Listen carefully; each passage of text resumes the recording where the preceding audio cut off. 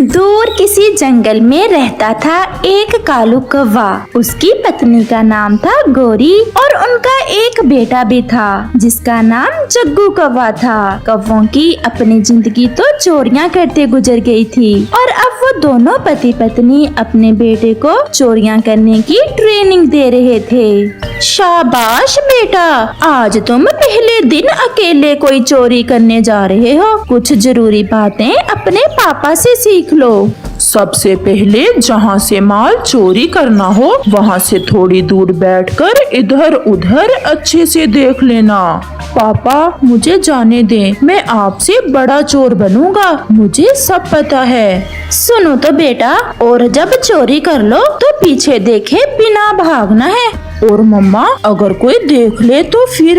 इसीलिए तो पीछे मुड़कर नहीं देखना। फिर कौवे और कौवी का बेटा पहले दिन चोरी करने जाता है। वो जंगल में उड़ान लेता है और उसकी नजर तोते के घोंसले में जाती है जहाँ उसे मीठा और पका हुआ अमरूद दिखाई देता है। वो घोंसले से थोड़ा दूर बैठ जाता है और इधर उधर देखता है। लगता है यहाँ कोई भी नहीं है, मौका अच्छा है। और फिर वो सीधा तोते के घोंसले में जाता है। जग्गू कौवा तोते का अमरूद उठाकर भागने ही वाला था कि वहाँ तोता भी आ जाता है।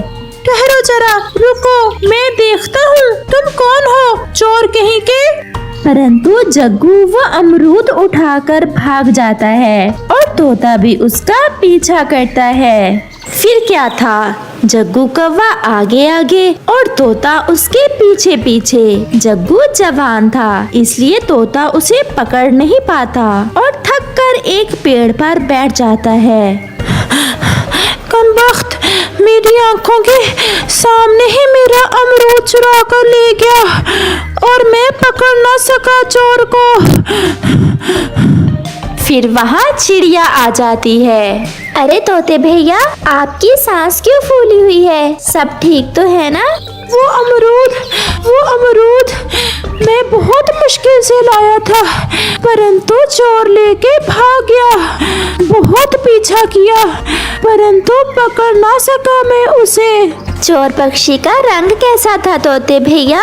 काला, उसका रंग काला था। मुझे तो वो कालू कौवा ही लग रहा था। परंतु मैं अभी अभी कौवे के घर के पास ही आई हूँ। कालू कौवा और उसकी पत्नी तो अपने घर में सो रहे थे और उनका बेटा जग्गू तो अभी छोटा है। तो फिर कोई और होगा। अगर एक बार मेरे पंखों में लग जाए तो छोड़ूंगा नहीं ऐसे चोर को। मम्मा तोता मेरे पीछे भागा और मैंने आपका ट्रिक यूज किया। मैं भागता रहा और वो मेरे पीछे पीछे और वो थक गया। ऐसा ही करते हैं, अगर ऐसे चोरी करोगे तो तुम हमेशा बच निकलोगे।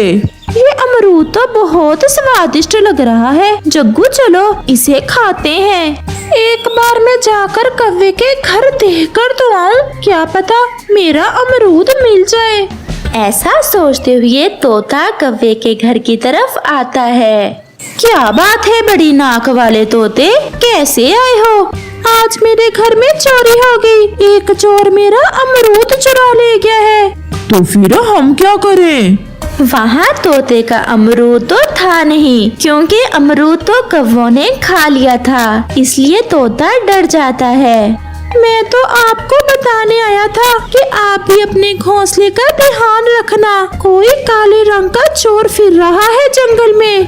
भागो यहाँ से। बड़ा आया काला रंग बताने वाला, हरे रंग का नहीं हो सकता वो चोर। तोता कौवों से डरते वहाँ से चला जाता है। जंगल में रात भी हो जाती है। जग्गू कौवे के मम्मा और पापा सो जाते हैं। आज रात कोई बड़ी चोरी करके क्यों ना मम्मा पापा को सरप्राइज दूं। मैं आज रात चिड़िया के घर जाता हूँ और उसका सारा भोजन उठा लाता हूँ जो उसने बारिशों के लिए जमा कर रखा है। ऐसा सोचते हुए जग्गू कौवा अपने घर से निकलता है। वो खिड़की में से चिड़िया के घर में देखता है तो मम्मा की पक्की दुश्मन चिड़िया आंटी सो रही है। मैं आज चिड़िया आंटी का सारा ही भोजन चुरा लूंगा। फिर जग्गू चिड़िया के घर में जाता है। वो चिड़िया का सारा ही भोजन उठाकर एक साथ रखता है और उसे बांधकर वहाँ से भाग जाता है। सुबह हो जाती है और चिड़िया की जब आंख खुलती है तो अपने घर में भोजन ना देख वो रोने लग जाती है।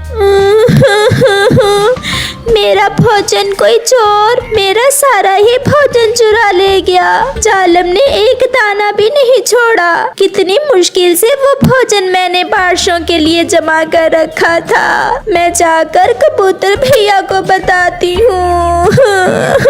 अरे भोजन कहाँ से आ गया हमारे घर में? गौरी, कहीं तुमने तो नहीं चुराया किसी का?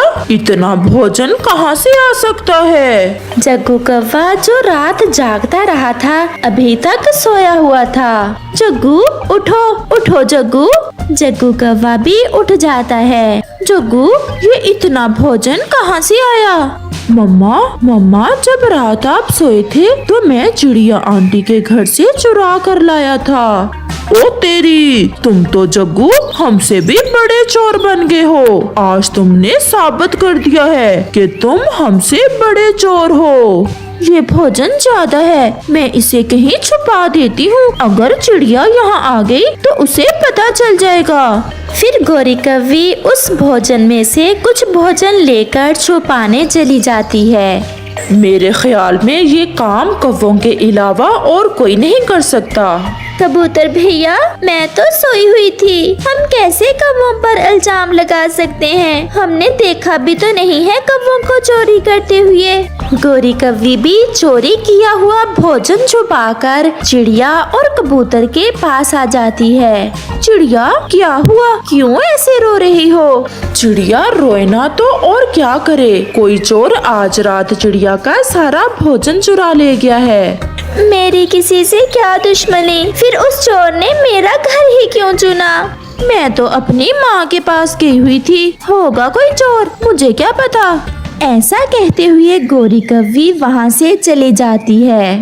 पेट देखा था इसका, खा खा कर कैसे फूला हुआ था। मुझे तो इसी पर शक है, या फिर इसका पति कालू कौवा। इनके अलावा हमारे जंगल में कौन चोरी कर सकता है? ऐसे ही कुछ दिन गुजर जाते हैं और फिर एक दिन जंगल में चील के बेटे की शादी थी। सभी पक्षी शादी में चील की दावत खाने आए हुए थे। कालू जी, देखें तो चील के पास कितने सुंदर सुंदर कंगन हैं और एक तुम हो कि कभी मुझे कोई ऐसा गहना नहीं लेकर दिया। ये कंगन बहुत कीमती हैं। इतने पैसे मेरे पास नहीं कि मैं तुम्हें ऐसे कंगन लेकर दे सकूं। जग्गू बेटा अपने मम्मा पापा की बातें सुन रहा था, क्योंकि उसने नई नई चोरियां शुरू की थी, इसलिए उसे तो ऐसे काम करने में बहुत मजा आ रहा था। और फिर जब शाम को कौवा और कौवी अपने घर जाते हैं तो जग्गू अपनी मम्मा से कहता है, मम्मा, आज रात मुझे अपने दोस्त से मिलने जाना है। दोस्त से मिलने जाना है या कोई नई चोरी करने? मेरा बेटा तो अब बड़ा चोर बन गया है। नहीं मम्मा, मुझे अपने दोस्त से मिलने जाना है, परंतु रात को घर से बाहर जाना मुझे कुछ ठीक नहीं लग रहा। पापा, आप भी तो कई बार घर से बाहर रहते हैं रात को। ऐसा कहते हुए जग्गू कौवा वहाँ से चला जाता है। कुछ चलने फिरने दो मेरे बेटे को, मौज कर ले, यही तो दिन है आजादी के। जग्गू कौवा एक पेड़ पर बैठ जाता है और रात होने का इंतजार करने लगता है। और फिर जैसे ही रात होती है जग्गू कौवा वहाँ से उड़ता है और चील के घर की तरफ जाता है। आज तो बड़ी चोरी होगी। आज मैं भोजन के अलावा कुछ और भी चुराऊंगा, और वो है चील के कंगन, और मैं अपनी मम्मा को आज खुश कर दूंगा। फिर जग्गू कौवा चील के घोंसले से वो कंगन उठा लेता है और जैसे ही वो भागने लगता है चील की आंख खुल जाती है। वो उसे पकड़ लेती है। चोर कहीं के, मैं देती हूँ तुम्हें अपने कंगन। सुबह हो जाती है और चील पुलिस को बुला लेती है और जग्गू को पुलिस के हवाले कर देती है। इसे ऐसी सजा देना कि फिर कभी ये चोरी ना कर सके, कौवा कहीं का।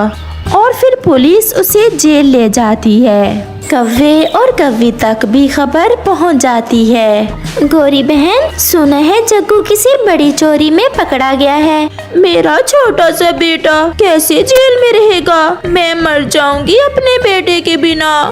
ये सब तो हमें उस समय सोचना चाहिए था, जब हम उसे चोरी करना सिखा रहे थे। जब चिड़िया का भोजन वो चुरा कर घर लाया था, तभी हमें उसे समझाना चाहिए था। मुझे तो उसी समय पता चल गया था, परंतु मैं खामोश रही। और अब देखो गौरी और कालू, आपके कारण आपका बेटा जवानी जेल में ही काटेगा।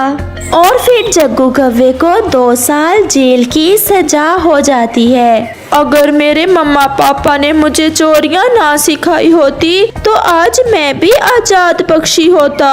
और फिर कव्वे और कव्वी को समझ आती है कि मम्मा पापा की बुरी प्रशिक्षण की सजा उनकी संतान को भुगतना पड़ती है। अपनी संतान को ऐसी प्रशिक्षण दे जिससे वो अच्छी जिंदगी गुजार सके, ना कि ऐसी प्रशिक्षण जिससे उनकी जिंदगी कैद में गुजरे। इस कहानी के कल वाले भाग में आपने देखा कि कैसे कालू कव्वा बुढ़ापे में एक कव्वी से इश्क करने लगता है और वो शैतान कव्वी कैसे कालू कव्वे को अपने जाल में फंसाती है। चिड़िया बहन, अगर कुछ घर में खाने को है तो हमें दे। कालू तो आज फिर घर में कुछ नहीं लाया।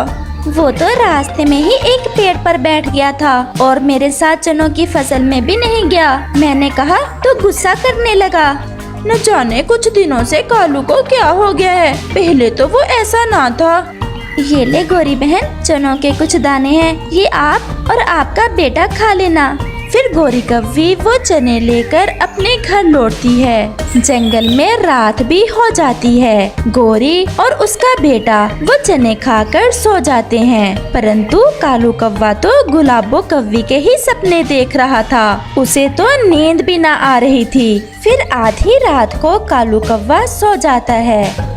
अगर मेरी चोंच तेज है तो तुम्हारे भी पंख बहुत सुंदर हैं। और रंग कितना काला है मेरे सुंदर कालू का।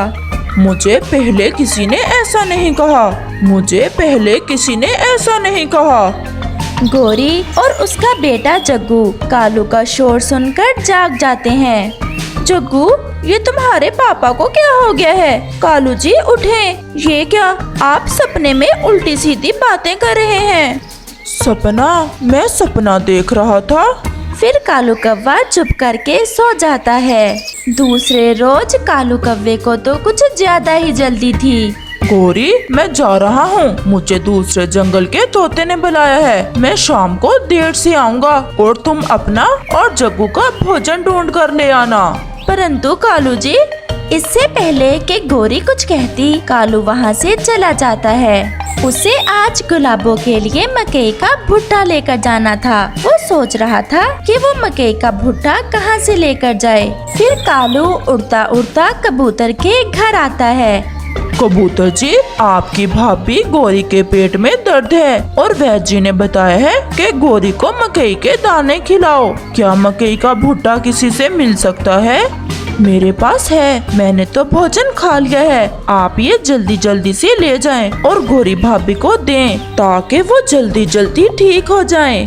कबूतर का ऐसा कहना था कि कालू तो कुछ सोचे बिना वो मकई का भुट्टा लेकर वहाँ से दौड़ता है। मेरे काले कालू जी, आज रात मैंने सपना देखा। मैंने देखा कि मेरा कालू और मैं झरने पर बैठे हुए मिठाई खा रहे हैं। मैं भी सारी रात सो नहीं पाया, आपको ही सपनों में देखता रहा हूँ। फिर तो फंस गया है कालू मेरे जाल में। क्या कहा गुलाबो? कुछ नहीं, मैंने कहा आप कितना ख्याल रखते हो मेरा। मैंने एक बार कहा और कैसे आप मेरे लिए मकई का भुट्टा ले आए। मैं तो पूरा खेत ही लाने वाला था। बस इतना ही काफी है। अब कल झरने पर बैठकर मिठाई खाएंगे, परंतु मिठाई मिलेगी कहाँ से? कालू मिठाई का ढेर लगा देगा, कल तो आने दो। मेरे सुंदर कालू जी, थोड़ी ज्यादा ही ले आना। वो मेरा नौकर है ना, उसे भी मिठाई बहुत पसंद है। मैं ले आऊँगा। फिर कालू और गुलाबो ऐसे बैठे गप्पे लगाते रहते हैं। चलो चिड़िया, गोरी को देखकर आते हैं। बहुत दर्द हो रहा है गोरी के पेट में। कालू अभी अभी मुझसे मकई का भुट्टा लेकर गया है गोरी को देने के लिए। मुझे तो नहीं पता, जरा चलो तो जाकर देखते हैं। फिर कबूतर और चिड़िया गोरी के घर जाते हैं। गोरी उन्हें रास्ते में ही बैठी दिख जाती है। वो दोनों वहाँ जाते हैं। अब कैसी हो गोरी बहन? पेट का दर्द कुछ कम हुआ मकई खाने से? मुझे क्या हुआ है, मैं तो ठीक हूँ। मेरे पेट में तो दर्द नहीं था। ये सुनकर कबूतर और चिड़िया तो हैरान हो जाते हैं। फिर कालू ने झूठ क्यों बोला? क्या कह रहा था कालू? वो तो सुबह से तोते से मिलने दूसरे जंगल गया हुआ है। वो कबूतर से मकई का भुट्टा लेकर आया था तुम्हारा नाम लेकर, और कह रहा था कि गोरी के पेट में शदीद दर्द है। ये सुनकर गोरी तो सोच में पड़ जाती है। घर तो वो भोजन लेकर आता नहीं, फिर ये भोजन लेकर जाता कहाँ है? कबूतर और चिड़िया, मुझे तो कोई चक्कर लग रहा है। अगर ऐसा कुछ है तो गोरी बहन, कल हम सारा दिन नजर रखेंगे कालू पर और देखेंगे कि कालू रोज तरह तरह के भोजन लेकर कहाँ जाता है। फिर वो सब वहाँ से चले जाते हैं। अब शाम होने वाली है, अब आप जाएं, कहीं आपकी पत्नी को शक न हो जाए। मैं नहीं डरता अपनी पत्नी से, मुझे तो बस आपसे डर लगता है कि कहीं मुझे छोड़ न देना। अभी तो शुरुआत है हमारे प्यार की, आगे आगे देखना कालू जी, मेरे गहरे काले कालू जी। कितना मजा आएगा जब हम मेरी माँ वाले जंगल जाएंगे, वहाँ जाकर दरिया पर ठंडे ठंडे पानी से नहाएंगे। फिर शादी कर ले हम, मुझसे अब तुमसे दूर नहीं रहा जाता। सारी रात नींद नहीं आती। इतनी भी क्या जल्दी है? मैं भगा दूं अपनी पहली पत्नी को, अगर आप कहें तो। ना ना, अभी ऐसा ना करना। अभी 2-4 दिन रुक जाओ, फिर मैं बताऊंगी तुम्हें जब उसे भगाना होगा। अच्छा, कल झरने पर बैठकर मिठाइयाँ खाएंगे और अपने प्यार को मीठा करेंगे। फिर तो मैं इतनी मिठाई ले आऊंगा, मेरी गुलाबों का जी भर जाएगा मिठाई से। ये तो कल ही देखेंगे। फिर कालू वहाँ से चला जाता है। गुलाबों का पति भी पीछे छुपा हुआ था। वो भी कालू को जाते देख आ जाता है। ज्यादा हंस हंस कर बातें ना किया करो उस बुढ़े कौवे से।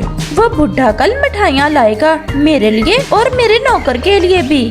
मिठाइयाँ खाने के लिए ही तो उस बुढ़े कौवे को उल्लू बनाया हुआ है हमने। अब 2-4 दिन में अगले शिकार पर निकल जाएंगे हम। ऐसा बुढ़ा पागल कहीं और से नहीं मिलेगा। अभी कुछ दिन और इसे उल्लू बनाते हैं, फिर चुपचाप यहाँ से अगले जंगल निकल जाएंगे।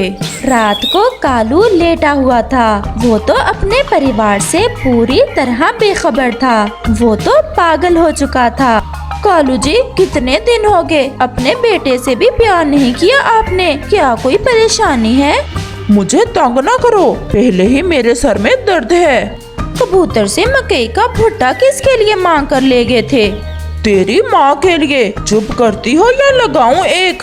मैं तो चुप ही हूँ, परंतु मैं भी एक मम्मा कवि हूँ। मुझे सब पता है कि तुम इतने बहके बहके से क्यों रहते हो। कौन है वो?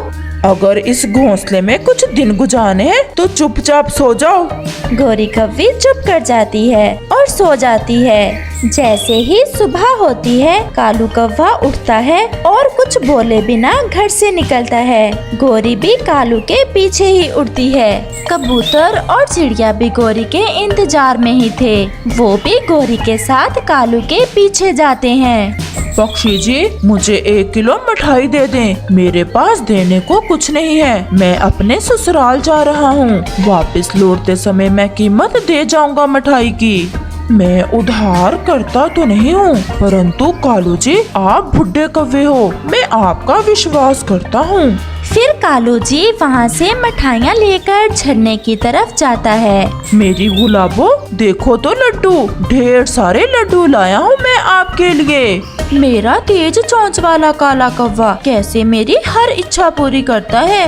और आज इस नौकर को क्यों साथ ले आई हैं आप? कहा था ना कि इसे मिठाइयाँ बहुत पसंद है, इसी शौक में मेरे साथ चला आया। कबूतर, गोरी कव्वी और चिड़िया भी वहाँ आ जाते हैं। तो इस मनहूस के लिए आजकल पागल बने फिरते हो। अपनी उम्र देखो और काम देखो। एक बेटा है इस कव्वे का और तुम कल की बच्ची। शर्म करो जो अपने पिता की उम्र के कव्वे से इश्क करती फिर रही हो तुम। चुप चुप कर जा, अगर मेरी गुलाबो को कुछ कहा तो जान से मार दूंगा। मेरी गुलाबो, शर्म करो, तुम्हारी बेटी जैसी है वो। और कव्वी बेटा, आपने भी ना सोचा ऐसी घटिया हरकत करते हुए। सब चुप करके मेरी बात सुनो, आपको सब पता चल जाएगा। आप बताएं कि इसकी उम्र है ऐसे इश्क लड़ाने की? पंखों में इसके जान नहीं है। और ये जो मेरे साथ है मेरा पति है। हमारा तो काम है ऐसे बुढ़े पागल कौवों को उल्लू बनाना। गुलाबो, ये आप क्या कह रही हैं अपने गहरे काले रंग वाले कालू से? चुप कर जा ओए बुड्ढे। और चिड़िया, मैं इस कव्वी आंटी से बात नहीं करूँगी, ये गुस्से में है। ये आपका बुढ़ा कौवा तो अपनी पत्नी को कब से घर से निकाल देता। मैं नहीं रोका इसे। नहीं विश्वास तो पूछ लो। बोल ओए बुढ़े आशिक। चलो पति जी चलें, अब यहाँ खेल खत्म हुआ, किसी और को जाल में फंसाते हैं। ऐसे वो गुलाबो कव्वी वो मिठाइयाँ उठाती है और अपने पति के साथ चली जाती है। कालू जी चलो अब घर चलें। सुबह का भूला अगर शाम को घर आ जाए तो उसे भूला नहीं कहते। आप सब मुझे माफ कर दें, मैं बहुत शर्मिंदा हूँ। मैं भूल गया था। अच्छा अब बस करो, चलो जग्गू घर में अकेला है। फिर कालू कव्वे को एहसास होता है कि अपने घर परिवार से जो प्यार मिलता है वो बिना किसी लालच के होता है और वो अपने परिवार से प्यार करने लगता है।